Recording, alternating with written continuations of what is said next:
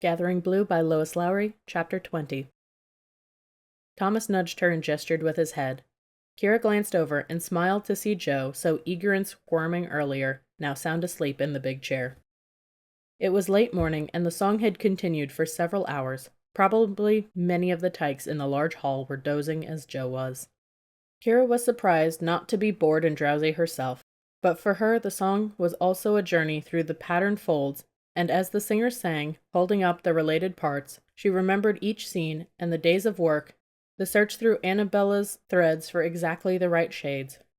Though she remained attentive, occasionally her mind wandered to her own task that loomed ahead. Now that the old dyer's threads were almost gone, and the woman herself was gone too, Kira found herself desperately hoping that she would be able to remember and to create the dyes alone. Thomas drilled her again and again from his written pages. Though Kira had told no one, not even Thomas, she had realized recently, to her surprise, that she could read many of the words. Watching his finger on the page one day, she had noticed that goldenrod and greenwood began the same way, with a looping downward curve, and they ended the same way too, with a little twig-like upright line. It was like a game to find the marks that made the sounds.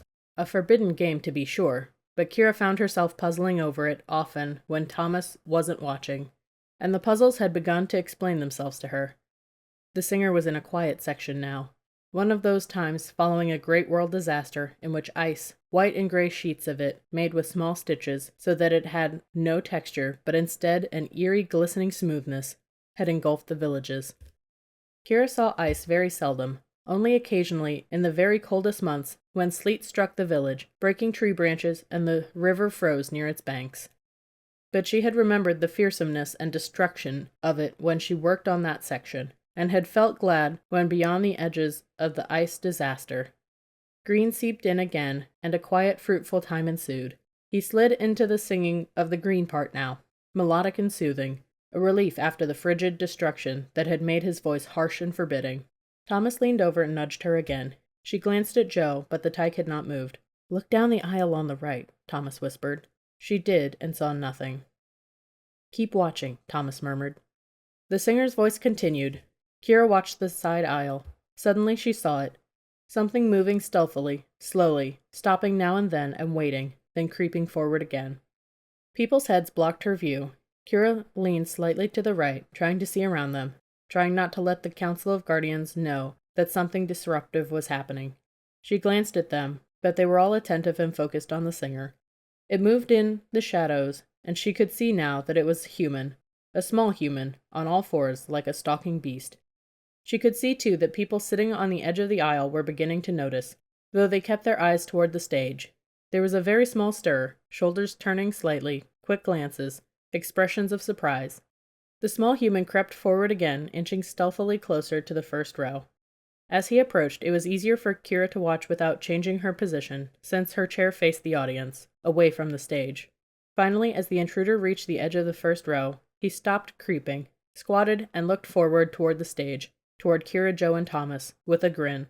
Kira's heart leapt. "Matt!" She didn't dare to speak aloud, but she mouthed the word silently.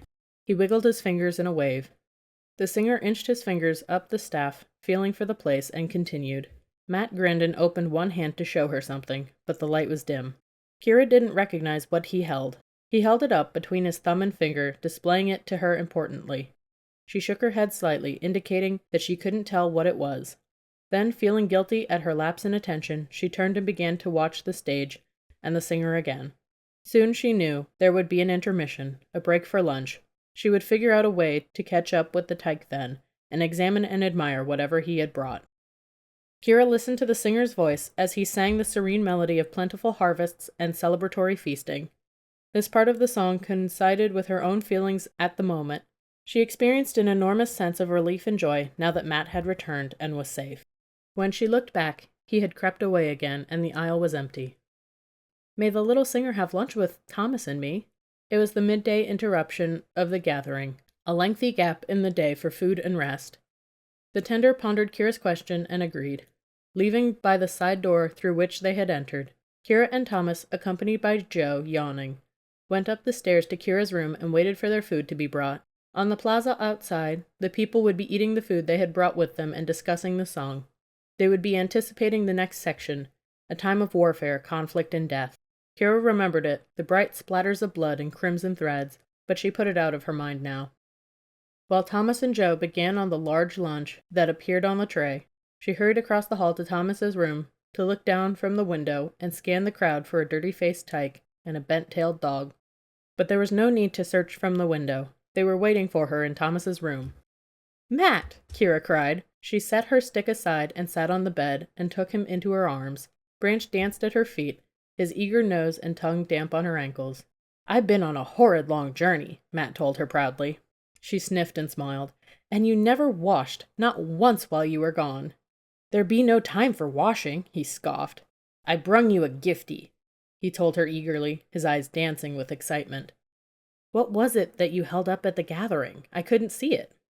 "I brung you 2 things, a big and a little. The big be coming still, but I got the little here in my pocky."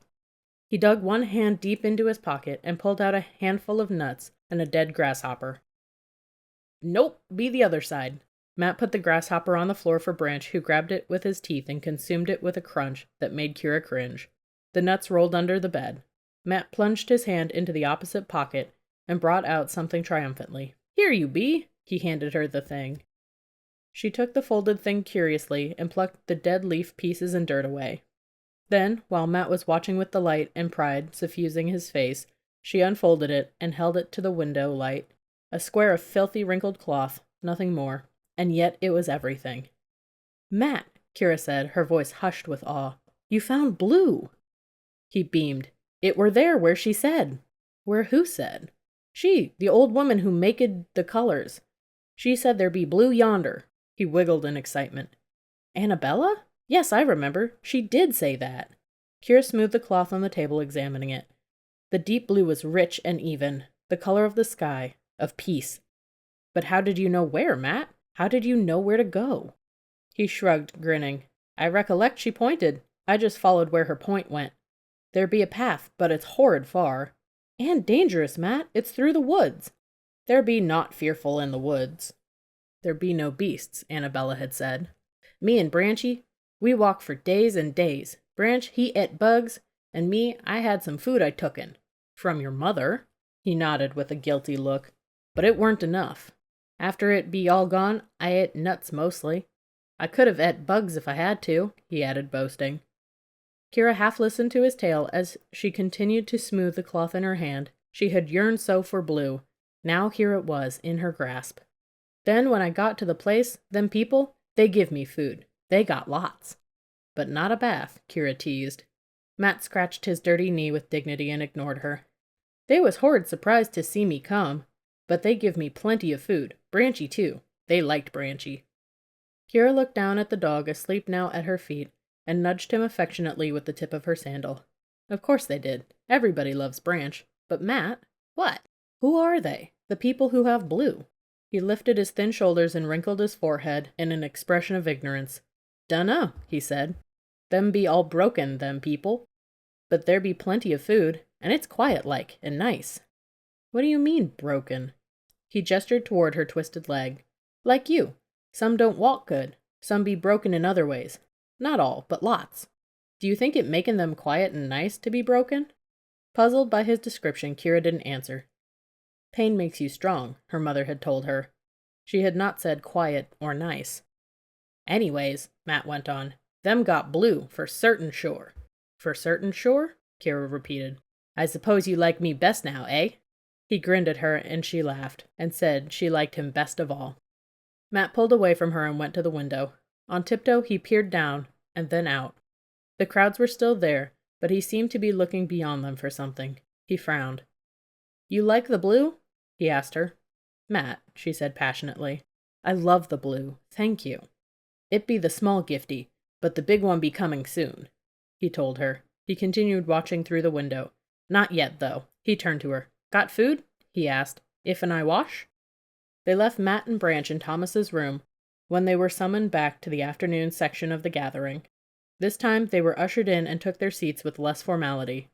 There was no need for the chief guardian to introduce them to the villagers, but the singer, looking refreshed after lunch and a rest, made a ceremonial entrance again.